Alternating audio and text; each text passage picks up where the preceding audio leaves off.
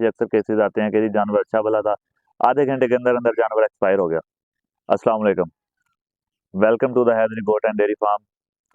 आज का हमारा मौजू है मुर्गियों वाली खुराक जो है, हमारी ब्रायलर वाली लेयर वाली फीड जो है, ये बकरों को खिलाने का फायदा है या नुकसान है। सबसे पहली बात तो ये है कि कुछ लोग तो ये सोचेंगे सबसे पहले कि ब्रायलर फीड जो है बकरों को कौन खिलाता है या क्यों खिलाता है। यूट्यूब पे आप देखेंगे तो आपको बहुत सारी वीडियोस मिल जाएंगी इस टॉपिक पे शायद, और लोग बातें करेंगे कि जी इसका नुकसान है फीड खिलाने का, बकरों में गोश्त का जायका अच्छा नहीं आता, ये वो बहुत सारी बातें आएंगी उसमें। तो सबसे पहली बात ये है कि क्या गोश्त का जायका चेंज हो जाता है बकरे का ब्रायलर वाली फीड खिलाने से? तो इसका जवाब है कि बिल्कुल नहीं।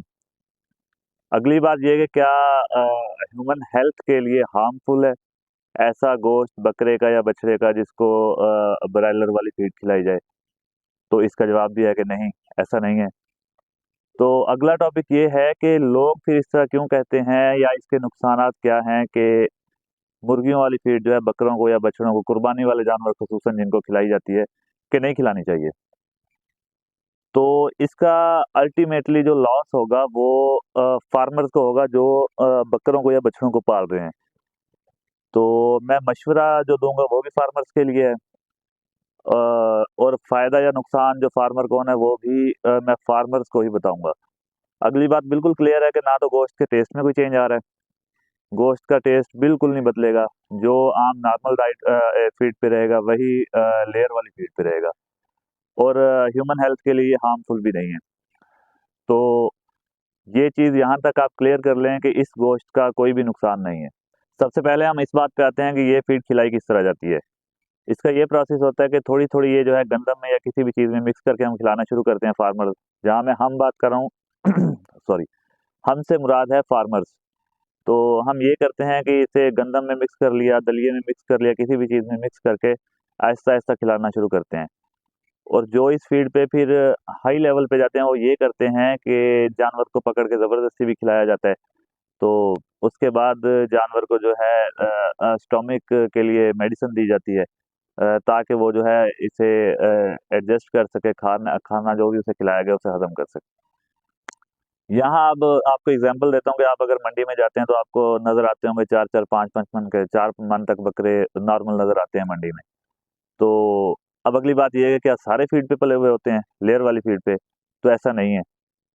ये नहीं, इसका मकसद ये नहीं कि आप जो भी हेल्दी बकरा देखें या हेल्दी बछड़ा देखें कहें जी ये तो फीड पे पला हुआ है। अब इसके नुकसानात क्या आने वाले हैं फार्मर्स को इस साल, मैं इनको एक्सप्लेन करता हूँ।